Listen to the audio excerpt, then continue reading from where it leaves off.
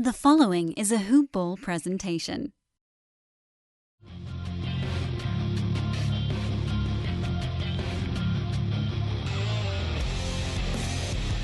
Welcome to the Fantasy NBA Today podcast. Good morning, everyone. Welcome to a half-size Thursday edition of Fantasy NBA Today. I am Dan Basbris, still dealing with the after effects of this cold, but don't worry, I've already jammed myself full of nasal spray, and we'll power our way through this thing, and hopefully you won't even notice. I notice, and yesterday, I know even some of you were listening like, what's happening with this guy? Yeah, it's tough, man. This is the real deal. But listen, I'm not going to bore you guys with that nonsense again today. We got stuff to get into. We had a big 10-game card from Wednesday. We have a very narrow Thursday card. There's like nobody playing. This is old school Thursday, where the only games happening are the ones on TNT. Indy, Milwaukee, and Thunder Blazers. Some nice little intra-divisional games. Central Division, Northwest Division. Those should be fun. We'll get to that in a little bit. We got some DFS stuff to recap. We'll do that at the end of the podcast. Name our winners and so forth. That's always fun. We give some congratulatory remarks. But mostly it's about breaking down the previous day's card. This is sort of like our Tuesday and Thursday shows are almost like a corollary to our box score breakdown podcast here at Hoop Ball. You just get one extra person's take on it. That person is me. And thoughts basically on what to do with some of your guys. I think we learned more on the drop side of things than we did on the ad side on Wednesday. And I'll explain what I mean as we start to go through the games. Dallas and Washington, that one had a really high total, and it went way over it. 255 combined points, Dallas and Washington. Hey, by the way, I don't think I even mentioned what you got going on here. It's Thursday's Fantasy NBA Today. I am Dan Basbris, at Dan Basbris on Twitter. Oh, man, people, thank you so much for all the ratings and reviews that you've been pouring onto the show lately. Since I started really bugging you about a week ago, I think we've got 11 or 12 new reviews. That's amazing. I'll tell you why that's amazing. I know that number doesn't sound like a lot, but if you look at a lot of the fantasy shows on iTunes, it's not like there are an overwhelmingly large number of reviews. I mean, for instance, and I'll take a big one here. How about the Roto World Fantasy Basketball Podcast? That's a big website. That's one of the juggernauts of the fantasy community. And they're sitting on 79 ratings. And we're at over 190 on our podcast, which has been in existence for only 2 and change years. That's amazing. So thank you guys. You've done a brilliant job. If anybody is still considering doing it, I would certainly ask that you do. The podcast app on your mobile device is obviously the easiest way to do it. If you're just on traditional iTunes, search for Fantasy NBA Today, click on the show title, and then scroll down on your phone. That's the way to find the rating and review spot. And then on iTunes, I think it's just a tab. You're in the podcast window, you find the show, and then you click on a tab. I'm pretty sure that's all you need to do. And then if you're listening on Spotify or Google Play or Stitcher, whatever that might be, I don't know where the ratings are on those services, but I know that you can do it on many of them. And I certainly appreciate that as well. So thank you. That's how we keep this thing free forever, because here's the positive feedback loop that basically creates. More ratings mean more people can see the podcast. The more people that see the podcast, the more that can subscribe. The more that can subscribe, the more people that can see the podcast. All of those things move it up the charts on iTunes. The more people that then find it and subscribe, the more listeners we have, the more amazing partners we can create, such as, Hawaiian Isles, Kona Coffee Company, our buddies. So awesome. HawaiianIsles.com. I know that they've been thrilled with the partnership so far. A number of you hoop ballers have purchased their coffee. You've told us about it in our YouTube channels. Here's what I'm going to ask of you today. In addition to the please rate and review the podcast, because many of you have already done that, so you're like, well, I'm off the hook now. Dan's not going to ask me to do anything else. Wrong! I am going to ask you to do something else. The one other thing I'd ask you to do is, if you've purchased some Hawaiian Isles coffee, Hawaiian Isles Kona Coffee Company is the full name, or won it, in our DFS contest, another reason to play on Wednesday, second place prize is a goodie bag from Hawaiian Isles. Our buddies over there sending out some coffee goodie bags. If you have tried it, please let us know. Otherwise, we're screaming into the void a little bit. They are at HI Kona Coffee on Twitter. I'm going to remind everyone in the tweet that I put out from this show as well, because I know it's not easy. You're driving in the car. You're like, I want to tweet, but I also don't want to crash into something. That's fine. Don't crash. I'll remind you with a tweet when this show comes out, and hopefully you can let us know what you think of the sweet, delicious coffee. You can also get it on Amazon. Amazon.com, search for Hawaiian Isles, and it'll pop right up there. Okay, diving now into the fantasy stuff. Dallas-Washington, super high-scoring game. Luka Doncic had a big one. So did Dwight Powell. Our guy, Dwight Powell, he's just rolling right now. 11 out of 12 shooting in this ball game. Booyah. Ride that horse the rest of the way. That one's turning out to be a great pickup. Over on the other side, Tomas Satoransky continues to plod along nicely. Jabari Parker woke up, which meant that they were able to play him more and Jeff Green at the 5. And so Bobby Portis and Thomas Bryant both kind of had clunker games in this one. Thomas Bryant still managed to get his 3 defensive stats and shot 3 for 6, so kind of floated the value in an otherwise disappointing game. I think we would have liked to see him get up to 9 or 10 points. 5 or 6 rebounds is really what you're looking for to go along with the good percentages.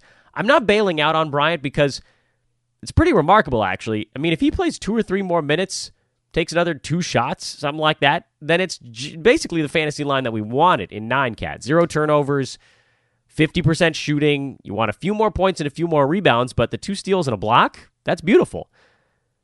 Bobby Portis at only 21 minutes is not beautiful. He needs volume because he's less of a 9-cat guy and more of just a, I was going to call him a puncher, but that's not a good thing to call Bobby Portis. He's a scorer and a rebounder, and that's about it. Everything else out there is relatively straightforward. Karl Anthony Towns fouled out in Detroit, and Andre Drummond got the best of him, and so Minnesota got eaten alive. We just don't know what's going on with Rob Covington all of a sudden. That's really disappointing. It sounded like he was coming back, and then all of a sudden it was like, well, maybe not. I'm holding out hope for the weekend because it's only Thursday. This game was played on Wednesday. Thursday, Friday's off. Saturday, Sunday's a back-to-back. Maybe we see him on Sunday. If he doesn't come back on Sunday, then I'm starting to get pretty worried. And a lot of us have our playoffs starting next week. So, I mean, if he's on your team and he hasn't played by the start of next week, you probably have to move along. That stinks. Jeff Teague played well for a couple games in a row. That's something. Dario Saric has cooled off. I'm okay with moving on. He's one of the centers that we said had popped up. He's the one you grab if you needed threes. And that's basically all he's doing all of a sudden. Man, they needed Rob Covington this stretch. Poor Minnesota. Meanwhile, Detroit has caught fire. Mostly Andre Drummond has caught fire. He's been a revelation. 31 and 15 in this game. He's been a monster. He's been a first-round guy for the better part of a month and a half now. Our guy Wayne Ellington only had to play 22 minutes in the blowout. He still knocked down 3 3-pointers with a steal. That's cool. That's basically what you were looking for. Luke Kennard's been shooting the ball well. He's all threes. Not much in the defensive department. That's why I like Ellington. I know that Kennard had the better game and has been having the better games, but I want steals. I don't care that Kennard shot it a little bit better in this one. Those two are going to level off in the field goal percent department. I want steals. I'd rather have a steal than an extra assist. And again, this is, your 3-ball hunting at that point. Miami trying something different in this one. All right, this is a spot where I think we need to pause to talk a little bit about the ball game. Miami 91, Charlotte 84. This is very interesting to me. This is a very interesting ball game for a couple of reasons. Number one, Kelly Olynyk played, the entire game? 45 minutes, 44 and a half minutes. He sat for 3.5 minutes in this game.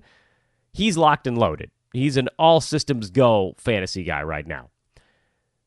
Number two, Bam Adebayo continued to start, played 25 and a half minutes, and had 10 points, 5 boards, 2 steals, 2 blocks, and 5 weird turnovers. That's an unusual number, but otherwise it was a really nice stat line. Hassan Whiteside came off the bench for 20 ferocious minutes.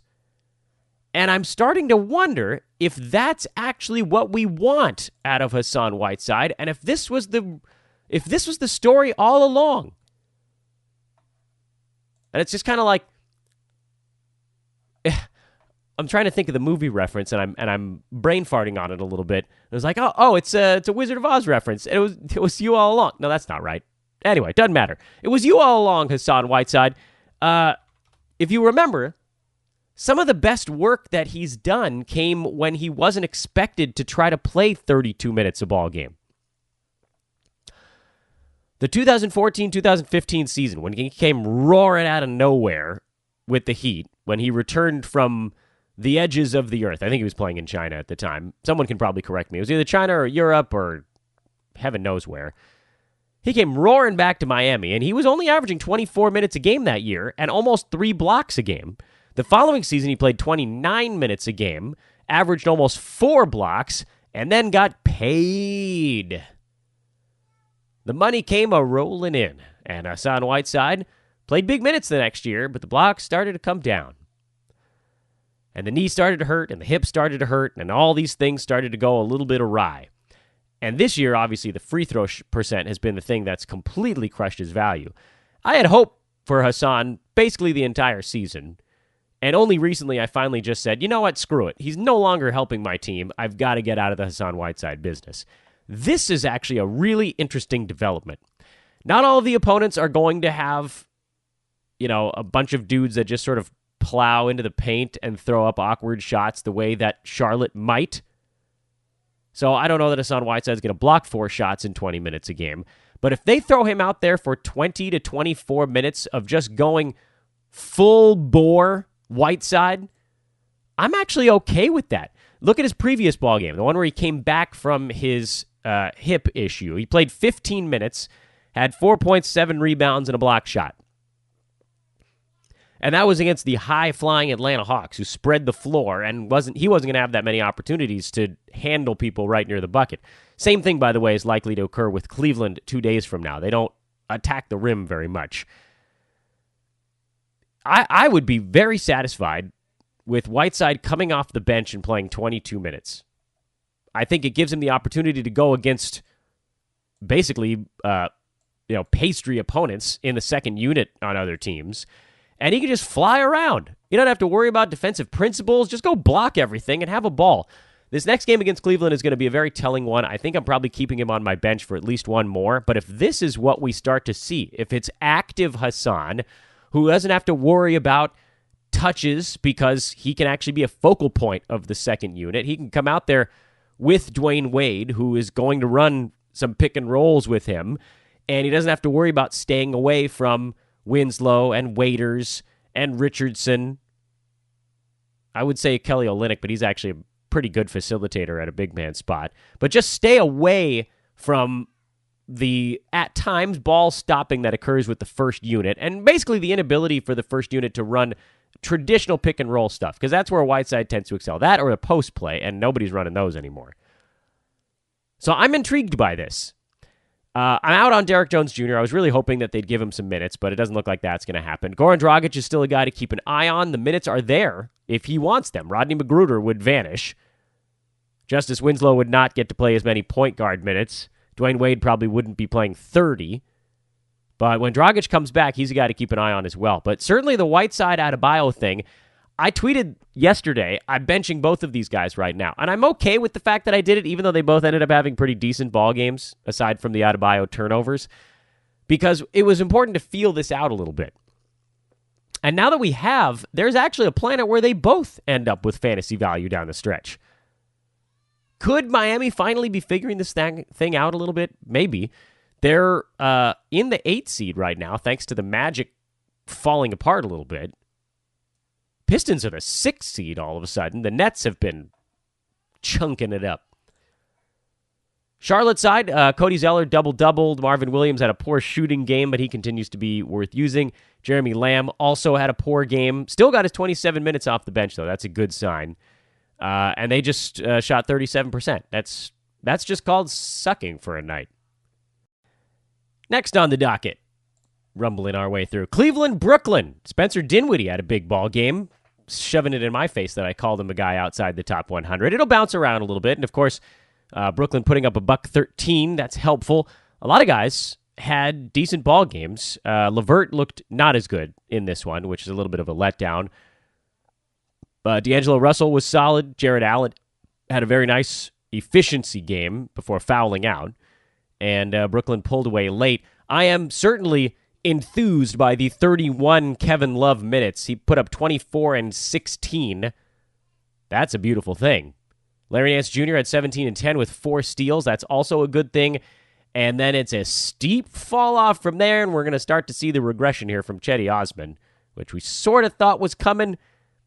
He was sustaining it for a couple of weeks, but I don't know, man. Sometimes a guy just who he is.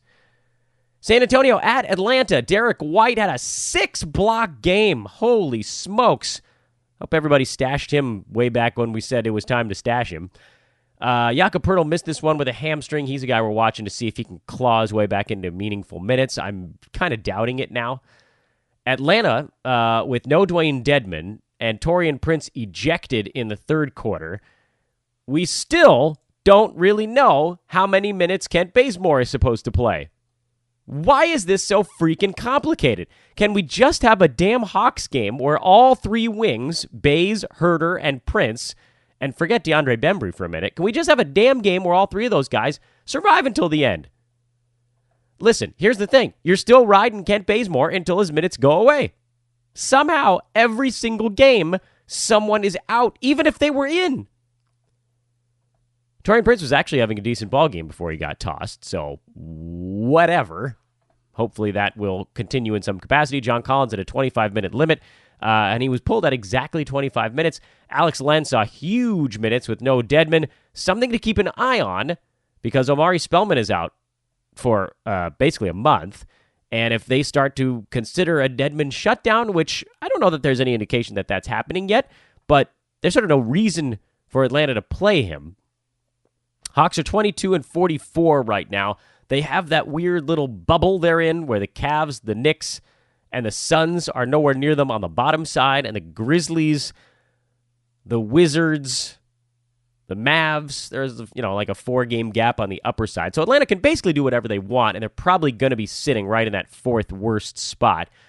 But if they want to let Dedmon chill for a little bit, wouldn't be the craziest thing in the world. I just wouldn't expect it because they don't need him out to tank any further. They sort of are who they are now. And that also explains perhaps a little bit why Kent Bazemore is playing as much as he is.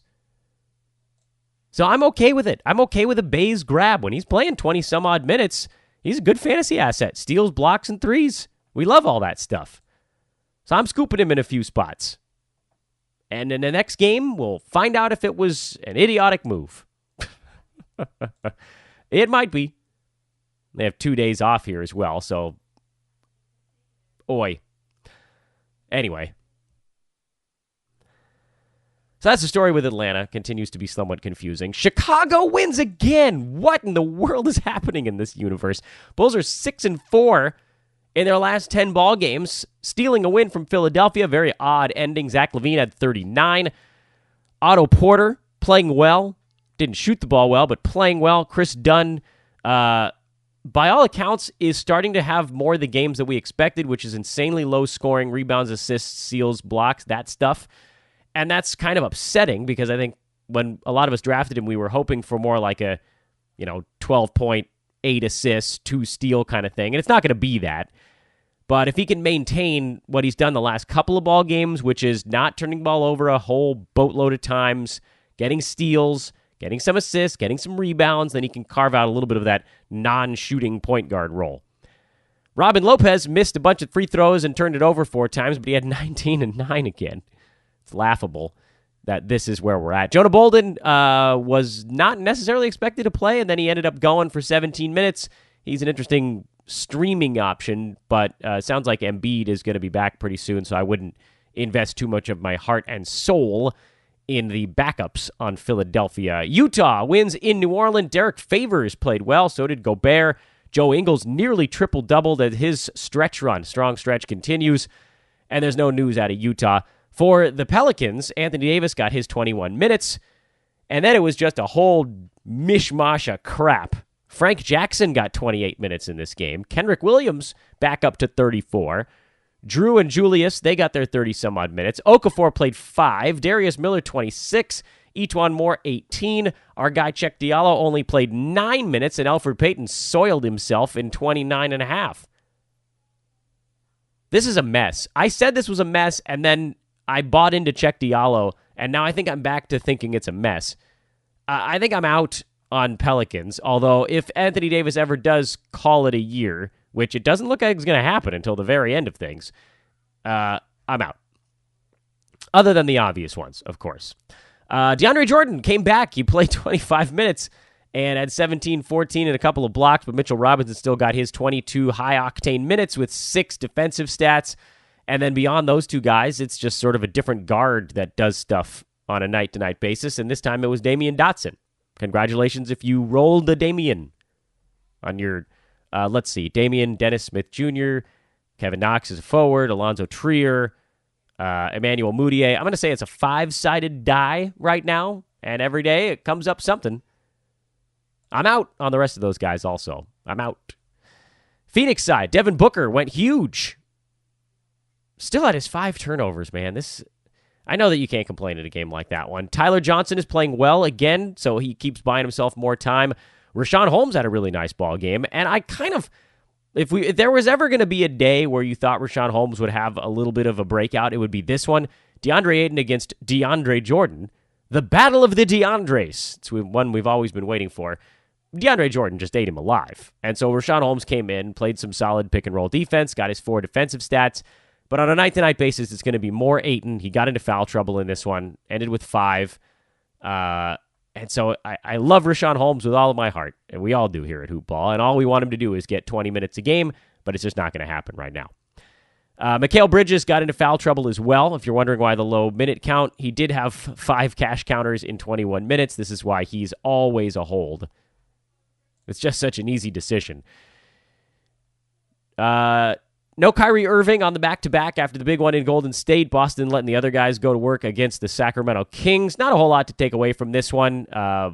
We sort of were wondering if Gordon Hayward would be able to follow up his mega game with another good one, and he was okay. He was solid if unspectacular. More from Horford, more from Rozier, as expected. Harrison Barnes rebounding a lot with Marvin Bagley on the shelf for another presumably week or two. And I imagine that'll continue. He shot the ball better in this ball game, so the efficiency certainly helped pump up his line a little bit. But, you know, if you're grabbing him right now, it's because he's rebounding more. That's the fairly simple answer to that one. And then Denver and L.A., we're always watching to see what's going to be going on with the Gary Harris and Malik Beasley thing, and we did maybe get something out of last night's game. Gary Harris logging almost 30 minutes for the first time since, I think, 2014. I kid, of course. Question really was here, was it because Gary Harris was really good, Malik Beasley was bad in this ballgame, or was it because the second unit was terrible in this game? Lakers did make a rousing comeback against the Nuggets reserves. You could put a lot of that on Isaiah Thomas. He did not play well in this ballgame, and defensively that allowed the Lakers to kind of get going a little bit, but it was all of them. Monty Morris wasn't that good. Mason Plumlee wasn't very good. He was okay.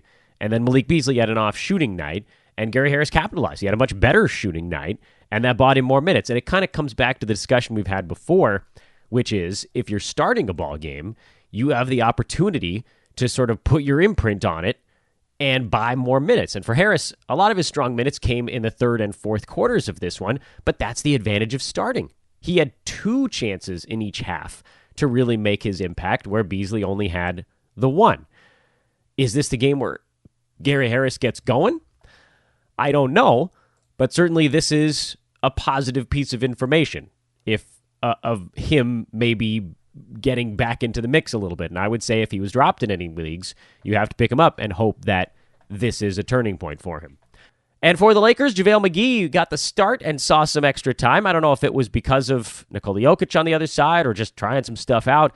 Lakers are throwing darts at a wall at this point as they roll into the lottery. Rajon Rondo starting is definitely worth going. He puts up big popcorn numbers when he's in the starting lineup. LeBron and McGee, if those 3 guys are starting, then they should be in your lineup, but we're not going beyond that, especially not with Kuz out. Lonzo Ball out, Brandon Ingram out, Tyson Chandler out. We don't care about that one, but it's true. And Lakers, by the way, suddenly are finding themselves ever closer to a top 10 pick. So here's the thing. They're not catching the bottom four in the East, Hawks, Bulls, Cavs, and Knicks. There's almost no amount of tanking that a team like the Lakers, Wolves, Pels, even the Mavs or the Grizzlies could really do to get into that bottom four. But seeing as how the Grizzlies have suddenly won a few games, they're 26-40. The Lakers are 30-35. Is that doable? It would be a stretch. 4.5 games to drop. I don't think they're catching them. The Mavs are doing a really nice job of tanking also. They've actually been arguably doing the best job of anybody in the NBA. And that's what we were talking about on VSiN with my guy Gil Alexander. The Mavericks are a team that's actively trying to lose. And it's great for us because they're just rolling these random dudes out there and letting them fly, and we're cashing in on it. Elsewhere, however, the Pelicans, the Wolves, they're still accidentally rolling into victories. The Wizards, they're still trying for a playoff spot. This is the real beauty if you're a Lakers fan who wants a pick. The Heat, the Magic, the Hornets, the Wizards. 4 teams in the Eastern Conference that, if they were in the West, would probably be turning towards the tank, are all fighting for the 8th seed. It's brilliant and hilarious. The Wizards are only 3 games out of a playoff spot at 27-37. The Mavericks are 27-37, and they're 9 games out of a playoff spot. That's the beauty of the East. So those 4 teams are still trying to win. Lakers, figure this out right now. You're not making the playoffs, and I know playing the Nuggets, it's pretty easy to lose that ball game. You don't have to do anything special to pee down your leg against a good Denver Nuggets club. But with the Lakers now able to potentially fall behind the Timberwolves, only a game ahead of the Pelicans. I've lost track of my numbers here, but I think they're like 3 games away from the Wizards. Am I getting that right? 2.5, 3 games. Hornets only like a game back. Magic, basically a dead heat. I think it's a half game between them. If, and this is the Laker fan in me talking, and I know you guys are like, Dan, get back to the damn fantasy stuff, for goodness sake. If the Lakers, this is the last thought on this front, are not insane, they should attempt to have the 4th worst record in the West, in front of the Mavericks, the Grizzlies, and the Suns, which would match up basically with, well, we'll see how many games the Wizards win the rest of the way. Even when they're trying really hard, they go 4-6 every 10 games, basically. That would put them behind all of those teams and better than the Hawks, Bulls, Cavs, and Knicks. So that would actually get the Lakers the 9th pick in the draft. Can you imagine when this season started? People would have lost their minds, and they still will. But it actually could turn out to be the best thing for them. The very short Thursday card, that'll be the next thing on our docket here, and this won't take very long. Indiana in Milwaukee. I don't have a single thing to keep an eye on in this one. We're keeping an eye on Niko Mirotic, but it's not like you're benching him or trading for him or dropping him or anything like that, and he's not on any waiver wires. And with Indiana, I think basically Wesley Matthews has been picked up in any leagues where he's needed. I don't know what leagues those are necessarily, but if that's the stat set you're looking for, then cool. Like I said, he falls into that category. OKC at Portland. Curious to see if Paul George gets his legs back underneath him. He didn't look like himself in that first game back. Is his shoulder okay? And then on the Portland side, this is Enes Kanter. He'll play some of his old buddies on OKC. He always has a fun time when that goes down. And then we're always sort of keeping one eye on Jake Layman, but that hasn't really amounted to anything. So pretty easy Thursday. This is a break night by all accounts. And just sit back and enjoy it. That's my best advice on that front. And a big fat congratulations to the winner of our DFS contest on Wednesday. And yes, I am excited because I placed this week. Hooray for me. I came in 11th. That means I get money, and that's fine with me. Winners are Take Your Money. What is it? Take Your Money or something or Time. I think they've actually won first or second place in a different contest with 332.75. What a lineup. And SV Man 55 coming in second place at 332.25. Those are your top 2 placers in this one. Number 1, Take Your Money Every Time wins a Hoop Ball t-shirt, and SV Man 55 wins a goodie bag from Hawaiian Isles Kona Coffee Company. Please do interact with us on Twitter. Let us know if how we can get those prizes to you. And also, to everybody, again, if you have enjoyed any of the Hawaiian Isles Kona Coffee Company, let us know on Twitter. And if you have a moment to please rate and review the podcast. Next DFS contest coming up next Wednesday. As per usual, we'll talk to Mike Apotria that day to make sure we're all ready to go. And, of course, I used his information in this one. It absolutely positively helped me along. The guys that Mike gave me that I ended up using, Kevin Love, massive ball game. Alex Len played well in his weird role. Ben Simmons, Derek White. Those guys were key. I threw in a few of my own weird little mishmash guys. Obviously, Terry Rozier was sort of the late free square, as they call it. I used Jamal Murray. I also used Justice Winslow. Rajon Rondo, actually, that was another Mike Apotria pick. So Jamal Murray, Justice Winslow were probably the two that I grabbed on my own, and they were decent. And I feel pretty good about that. I didn't shoot myself in the foot. I felt like I had a couple of pretty good spots there, guys that maybe could post a little bit of upside. Weren't going to let me down entirely. The only one I was super worried about was Alex Len, and when he came through with an okay ball game, I thought, well, okay, let's hope that some of my not quite as giant, as well-owned guys come through. Kevin Love was one of those dudes, and it worked out. So good for me. I win money. Mike actually ended up in 8th place in this contest, so he beat me with one of his lineups as well. But congrats to Take Your Money Every Time and SV Man 55. Holler at us. Let us know how we can get you those prizes. Folks, enjoy the very easy Thursday. I'll be back with Brewski tomorrow live on Friday on YouTube. Get those questions ready to go. We'll throw Aaron in the hot seat. Talk to you then.